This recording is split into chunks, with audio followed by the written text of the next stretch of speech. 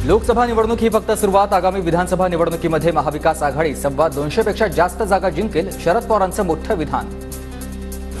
विधानसभेच्या 160 ते 170 जागा लढवण्यास भाजपचे नेते आग्रही। 160 पेक्षा कमी जागा लढवू नये, स्थानिक नेत्यांची दिल्लीमधील मागणी आहे। सूत्रांची माहिती। शिंदे फडणवीस अजितदादा विधानसभेचं जागा वाटप करतील, किती आणि कुठल्या आणि जागा कशा द्यायच्या त्याप्रमाणे आम्ही उमेदवार ठरवू, चंद्रकांत पाटलांचं वक्तव्य। भाजपला 120 ते 130 जागांवर समाधान मानावं लागेल, उरलेल्या जागा शिंदे गट आणि अजित पवार गटाला द्याव्या लागतील, जयंत पाटलांचं वक्तव्य। विधान परिषद निवडणुकीसाठी सत्ताधारी आणि विरोधकांचंही हॉटेल पॉलिटिक्स। भाजप शिंदेंची शिवसेना, ठाकरेंची शिवसेना आणि राष्ट्रवादी अजित पवार गटाचे आमदार हॉटेलमध्ये। विधान परिषदेसाठी अजित पवार काँग्रेसची किमान 3 मतं फोडणार, सूत्रांची माहिती। अजितदादांना दोन्ही उमेदवार निवडून आणण्यासाठी 5 मतांची गरज, तर 2 अपक्षांचा अजितदादांना आधीच पाठिंबा। काँग्रेसचे आमदार अजित पवारांना मदत करतील ही अफवा, कुणी मदत केली तर नावं कळतीलच, जयंत पाटलांचं विधान परिषदेच्या निवडणुकांवरून मतदान। आमच्या रणनीतीनुसार आमचे सर्व उमेदवार विजयी होणार, कुणी काहीही बोललं तरी विधान परिषदेत आमचा विजय, खासदार संजय राऊतांकडून विश्वास व्यक्त। मतं नसल्यामुळे पवार गटानं स्वतःचा उमेदवार उभा केला नाही आणि शेकापच्या जयंत पाटलांना पाठीचा आता बळीचा बकरा बनवलेला आहे। भाजपचे आमदार संजय कुंटेंचा पवार गटावर निशाणा।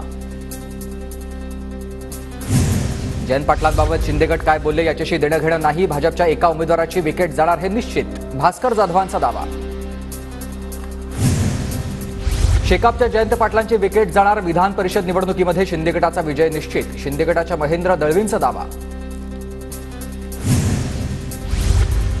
मबिया शेकापच्या जयंत पाटलांचा पराभव करेल, पण मिलिंद नार्वेकरांचा पराभव होऊ देणार नाही, शिंदे गटाच्या आशिष जयस्वाल यांचा दावा।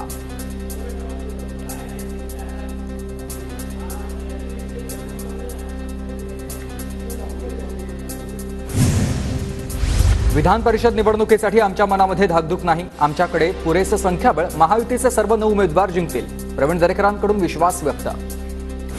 काँग्रेसची मतं स्वतःकडे ओढण्यासाठी महाविकास आघाडीमध्येच स्पर्धा, विजयाचं गणित आमच्याकडे, भाजप आमदार सातपुतेंचा दावा।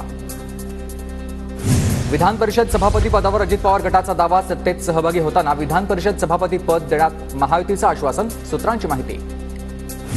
अजितदादांचा गट अख्खा हॉटेलमध्ये नेऊन ठेवला, याचाच अर्थ अजित पवारांना आमदारांवर विश्वास नाहीये, रोहित पवारांचा टोला।